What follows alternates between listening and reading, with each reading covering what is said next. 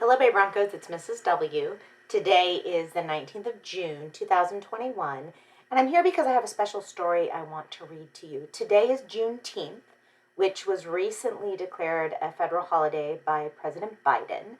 And you may wonder, what is Juneteenth? I'm sure that some of you know, but some of you may not. So I'm going to read a little thing to you about Juneteenth so you know what it is, and then I'm going to read you a book called All Different Now. Juneteenth, the First Day of Freedom.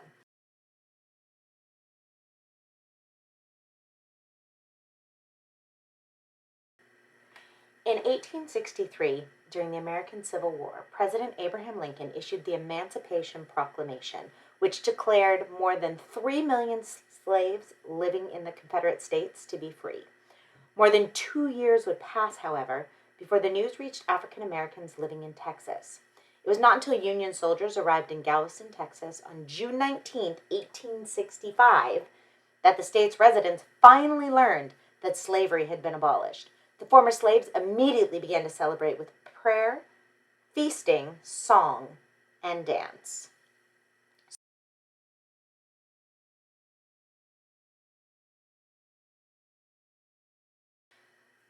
So that's Juneteenth. And I'm going to read this book to you by Angela Johnson called All Different Now. And I want to give a big shout out and a thank you to Junior and Viviana Franco, who gave this to me with Mrs. Franco and Mr. Franco at the end of the school year. And so I'm really excited to be able to read it to you. All Different Now by Angela Johnson. All Different Now.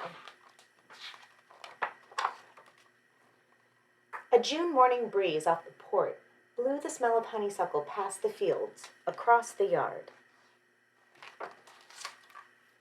and into our room to wake us. And nobody knew, as we ate a little, talked a little, and headed to the fields as the sun was rising, that soon it would be all different. Then we worked and worked and worked some more under the hot Texas sun, until word spread from the port to town, through the countryside, and into the fields. Do you remember what word is spreading? Emancipation. That a Union general had read from a balcony that we were all now and forever free, and things would be all different now.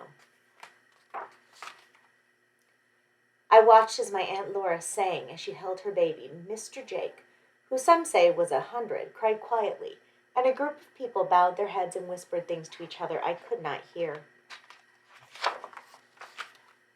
My mama held my hand softly and looked beyond, as another breeze blew over and everything fell to a hush.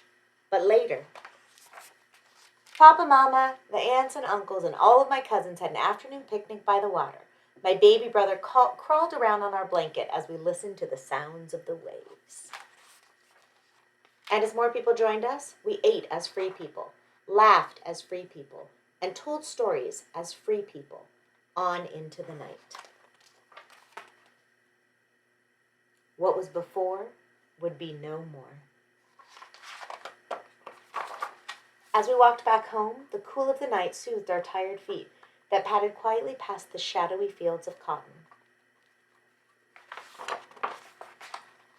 And in the morning, the smell of honeysuckle will wake me again, beside my sisters and brother, to a time that will be for all of us. All different now. So they're leaving.